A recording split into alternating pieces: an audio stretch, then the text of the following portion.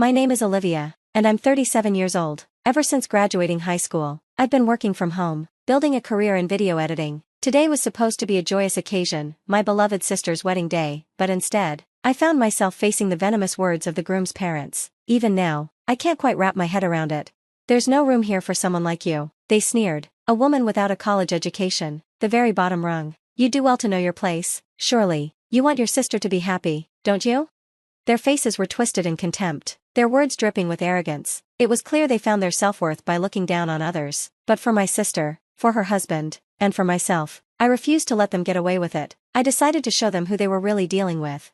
Ava and I had been through so much together. Our parents died in a car accident when I was 16, and she was just 3. I remember that day as if it happened yesterday, the darkness that swallowed me when the news hit, the numbness that followed, as if I'd forgotten how to breathe or blink. My father's brother and his wife stepped in and helped us pick up the pieces. They became our guardians, providing a roof over our heads while I did my best to get back on my feet. By the time I graduated high school, Ava was 6, and I'd turned my part-time job in video editing into a full-time career. From then on, my focus became helping Ava grow into the incredible young woman she is today. She's brilliant, kind, and beautiful, top of her class all through school. As her older sister, I couldn't be prouder. Now, she was about to marry the man of her dreams, Jack, a kind, successful guy she met through her boss. He seemed to be the perfect match for her in every way. Olivia, I'd like you to meet Jack, Ava had said, beaming. Jack, this is my sister. It's a pleasure to meet you, Olivia, he'd said with a warm smile. Jack was as wonderful as Ava, and they made a striking couple, but there was something that troubled me, Jack's parents. He had mentioned it once during one of his visits. I should warn you, Olivia, my parents, they can be a bit difficult. I'm afraid they might offend you when we meet, he'd said apologetically. His words left me uneasy, and when the day came to meet his parents, my anxiety only grew. They had invited us to their grand estate, a mansion so vast. It felt like we were stepping into a different world. From the moment we arrived, they were quick to brag about their family's prestige and, of course, about Jack. You know, we come from a long line of distinguished people, Jack's mother boasted. Our family has always held a certain reputation, and Jack? He's truly one of a kind. Your sister is very lucky. There was no real conversation, only endless self-praise. Jack, visibly uncomfortable, suggested that he and Ava take a walk. Once they were gone, the atmosphere in the room shifted sharply. Gone were the polite smiles, replaced with judgmental stares. So, I hear you two don't have parents, Jack's father said, his tone suddenly icy. Quite a tragedy, but it does make one wonder, can a girl from such a background truly be a suitable wife? What exactly do you mean by that? I shot back, anger rising in my chest. Just what I said. Even children from single-parent households often end up with issues, so can you imagine what happens when they have no parents at all? Jack's mother's voice dripped with disdain. But look at Ava, I said, holding back my anger. She's smart, successful, kind, and always considerate. She's grown into a wonderful person, don't you agree? She may seem fine now, but the fact remains, she's parentless. She wasn't raised in a proper home. You know as well as we do, nothing good grows from bad soil. His father interjected coldly, that's our concern, but as you can see, our son is attached to her, so we're making an exception by allowing this marriage. But you? We don't want you at the wedding. You don't belong. After all, you didn't even go to college. Frankly, having someone like you in the family is an embarrassment. The arrogance and cruelty in their words stung, but I had prepared myself for this. Jack had warned me about his parents long before. I kept my composure and spoke firmly. I'm afraid I can't agree to that. What did you say? Jack's mother snapped, her eyes narrowing. I understand that my sister and I don't have parents, and that we weren't raised in wealth, but we've always supported each other. If I don't attend her wedding, Ava would be heartbroken, and I refuse to hurt her like that, so yes, I will be there. Don't be so presumptuous. His father's voice grew harsher. Do you really think we'll allow you to embarrass us? We're prepared to take drastic measures. No matter what threats they hurled, I stood my ground, their eyes filled with contempt as they berated me, but nothing was resolved by the time Jack and Ava returned. I'll never forget the coldness in their eyes as I walked out that day. Then, the wedding day arrived. The ceremony was beautiful. Ava's face glowed with happiness as she exchanged vows. I cried more times than I could count, overwhelmed with emotion for my little sister. But the trouble began at the reception. When I couldn't find my seat, I asked the staff. They hesitated before explaining it had been a directive from above. Confused, I stood there as Jack's parents approached with cold expressions. They pulled me aside, their voices laced with mockery. We told you not to come, didn't we? How foolish can you be? A woman like you, someone who didn't even go to college, has no place here. They laughed, their words sharp and cruel. Please, stop this, I pleaded. Let me return to the reception. Don't you get it yet? Jack's mother sneered. You're nothing but a bottom-rung woman. You really think someone like you belongs here? Do you even want your sister to be happy? Their cruelty left me no choice but to act. All right, I said calmly, I understand. Good, his father said with a smirk, now leave. They shoved me out and locked the doors behind me, but I had expected this. I watched from a hidden spot nearby as the reception continued. Ava and Jack made their grand entrance to cheers and applause, but it didn't take long for Ava to notice I was missing. She whispered to Jack, and soon after, the staff were sent to look for me. My sister's missing, Ava said in concern. We can't go on without her. Jack took to the microphone, his voice carrying through the room. Has anyone seen Olivia, Ava's sister? She's in charge of the sound and production for the entertainment. Without her, we can't continue. The room buzzed with whispers as guests began to look for me, puzzled by my sudden absence. Meanwhile, Jack's parents were growing frantic. She mentioned something about feeling unwell and stepping out. His mother lied, her voice shaking. We'll help look for her. I watched as they searched frantically, and when the coast was clear, I slipped out of my hiding spot. As they spotted me, their faces twisted with panic. There you are, Jack's father hissed. We've changed our minds. You can come back. We're letting you join. But I thought I wasn't welcome here, I said, keeping my voice steady. Didn't you say there was no place for someone like me?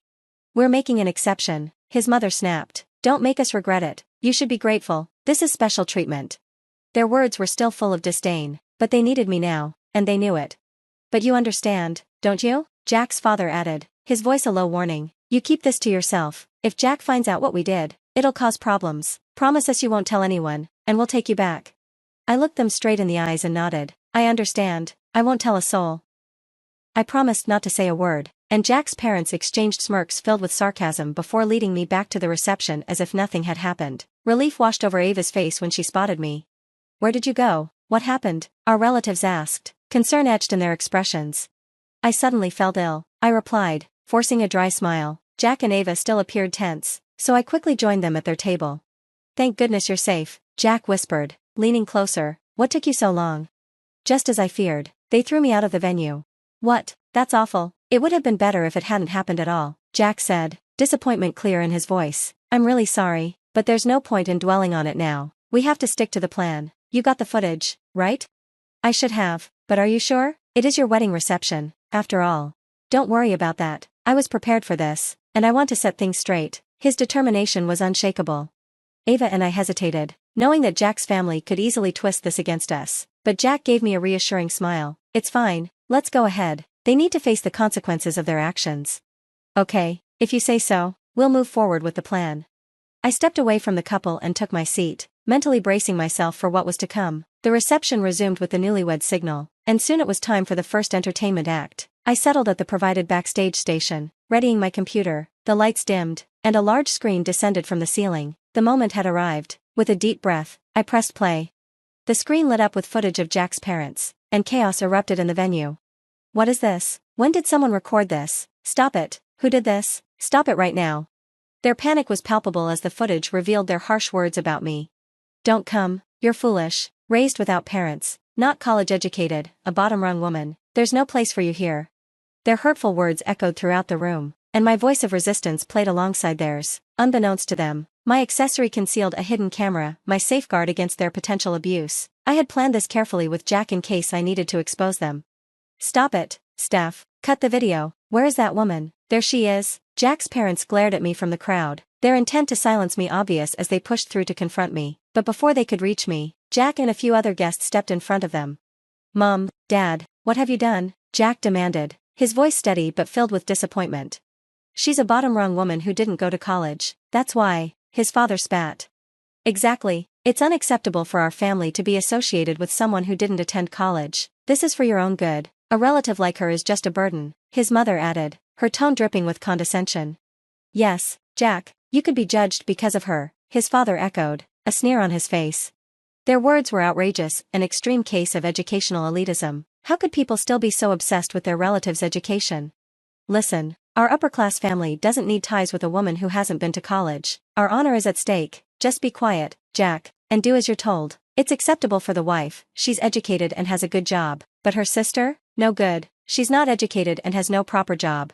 I work from home. I'm not unemployed. I file as a sole proprietor and earn a living from my work, I shot back, my voice rising. But Jack's parents didn't grasp this. To them, not working for a corporation equated to being unemployed. The guests around us looked at the groom's parents with disdain, and Jack's fists clenched tightly at his sides, his frustration palpable. Enough with the video, and now this? It's nothing but discrimination and prejudice. Upper class? Where do we fit in that category? Shame on you. Jack's voice boomed throughout the venue, shocking his parents into silence. The weight of his anger filled the room, catching everyone off guard. I've always despised Mom and Dad's warped perspectives. I warned Olivia that she might face discrimination because of her education. I prepared for the worst, and here we are. My parents are the worst kind of bigots. You need to apologize to Olivia, now, and you should apologize to all of us for the insults you've thrown at her. Why are you so surprised? Start with Olivia, then apologize to everyone here. How dare you? We have nothing to apologize for, his mother exclaimed. Exactly, we haven't done anything wrong, his father added, their arrogance unyielding. Jack pinched the bridge of his nose, exhaling a deep sigh. He took the microphone from a nearby staff member, addressing the crowd with a determined gaze. Ladies and gentlemen, I apologize for this unpleasant scene. As you've seen, my parents' views are disturbingly discriminatory. Jack, stop this. I can't express enough regret to Olivia, who has been hurt by their words. Given what you've witnessed, I, their son, am here to apologize on their behalf. Jack, please don't. I can't condone or comprehend my parents' views. I'm ashamed to be their son. I wish I had intervened sooner. The distress on Jack's face was evident. It was clear he felt frustrated by his inability to change his parents' minds. They're stubborn, and I can't deal with them anymore, so, I want to announce here that I'm severing ties with my parents. What, Jack, what are you talking about? Other relatives stepped in to prevent Jack's parents from attempting to backtrack. Anger radiated from the crowd, some questioning how his parents could be so unashamed. Realizing their precarious position, Jack's parents finally acknowledged their wrongdoing. They apologized to me and the guests in attendance, but the moment had passed. Following Jack's instructions, the staff escorted them out, allowing the reception to continue without the groom's parents. Later, Jack officially declared he was cutting ties with his family. He decided to leave his childhood home and move into an apartment with Ava. When he came to share this news with me, his expression was bright and clear. When I left home, they were both crying. Honestly, I was stunned. Even after everything, they still insist they're not at fault. They received a serious talking to from the relatives as well. There's really no saving them now. His parents, once proud of their son, had been deeply weakened by the events of the reception. They faced significant backlash from their own family, and the incident soon became the talk of the neighborhood. Now, they seemed completely isolated from the community. Lately, Mom and Dad just keep blaming each other. It's like, this is all your fault. No, it's your fault. It's pointless. It's clear they're both equally to blame, but neither wants to admit it. It's truly pathetic. Olivia, I'm really sorry for everything. Big sis, I'm really sorry, Ava chimed in. I'm fine, you two don't need to apologize. In a way, my sister and her husband were victims too. Their special wedding reception had turned into chaos. I hope Jack's parents would take years to reflect on their actions. Jack was a strong-willed person, determined not to forgive his parents unless they genuinely changed. It was comforting to see such a dependable person by my sister's side, and being around them made me reconsider my own future. These days, it's common for people to marry later in life, and even someone nearing 40, like me, looking for a partner isn't unusual. Perhaps it's time for me to start seeking my own wonderful encounters. There are many ways to meet people, through parties, apps, or simply stepping outside my comfort zone. I should embrace the possibilities, and one day, I'll build a happy family just as joyful as my sisters. That's the positive mindset I've adopted lately.